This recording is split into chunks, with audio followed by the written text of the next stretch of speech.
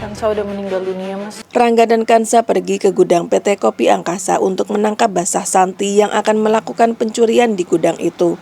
Rangga masih tidak menyangka Santi akan mengkhianati kepercayaan yang dia berikan selama ini. Setelah sampai, Kansa dan Rangga mengawasi dari kejauhan agar Santi dan para pegawai di gudang tidak menyadari kedatangan Kansa dan Rangga. Dan ternyata benar apa yang dikatakan oleh Kansa. Kansa dan Rangga melihat Santi yang sedang memandori para pegawai di gudang untuk memindahkan beratus-ratus ton kopi premium ke sebuah truk. Rangga segera menghubungi kantor polisi dan melaporkan ke Santi atas kasus pencurian di perusahaannya. Para polisi menerima laporan Rangga dan akan segera datang ke lokasi untuk menangkap Santi.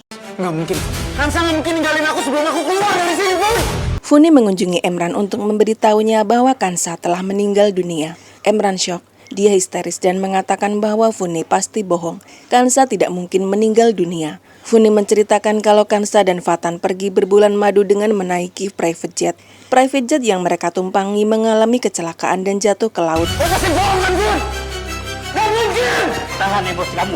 Fatan bisa selamat dalam kecelakaan tetapi Kansa tidak. Emran tetap tidak percaya pada cerita Funi. Dia yakin Kansa pasti masih hidup. Karena Emran terus berteriak histeris, Pak Polisi akhirnya memaksa Emran untuk kembali ke dalam selnya. Nggak mungkin, Kansa pasti mau keluar, Fun!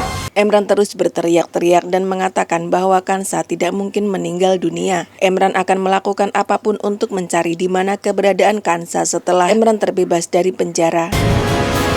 Pak Bon baru aja masuk ruang ICU.